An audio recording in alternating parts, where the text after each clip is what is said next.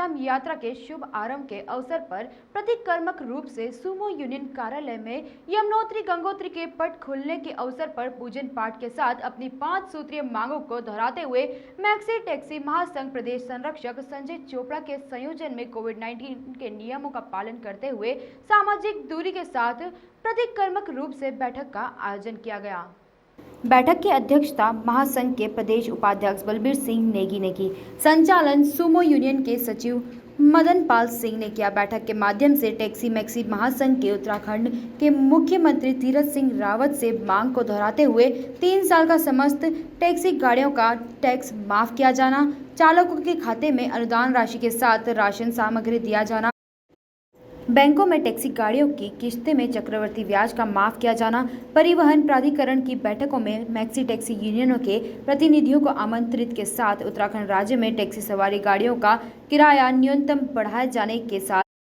आगामी आंदोलन रणनीति पर भी बड़ी चर्चा की। इस अवसर पर उत्तराखंड मैक्सी टैक्सी महासंघ के संरक्षक संजय चोपड़ा ने कहा कि वर्ष 2021 की उत्तराखंड चारधाम यात्रा से राज्य के समस्त पर्यटन उद्योग, ट्रांसपोर्ट व्यवसाय को बहुत सी आशा व उम्मीदें थी। उत्तराखंड सरकार द्वारा चारधाम यात्रा का स्थगित किए जाने से ट्रांसपोर्ट व्यवसाय को सबसे बड़ा भुखमरी व बेकारी की मार पड़ी है। उन्होंने कहा कि सरकार द्वारा मैक्सी टैक्सी महासंघ की 5 सूत्रीय मांगों पर न्यायपूर्ण रवैया अपनाते हुए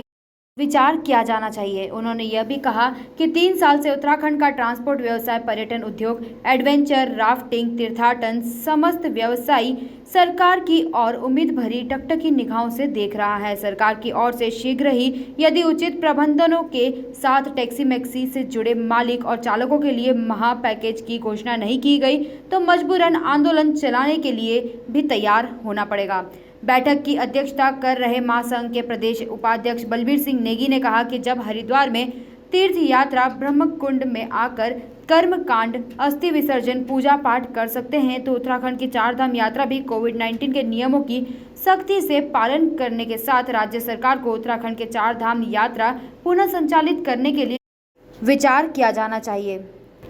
उन्होंने यह भी कहा कि हमारी 5 सूत्रीय मांगों पर यदि सरकार द्वारा शीघ्र ही कोई निर्णय नहीं लिया गया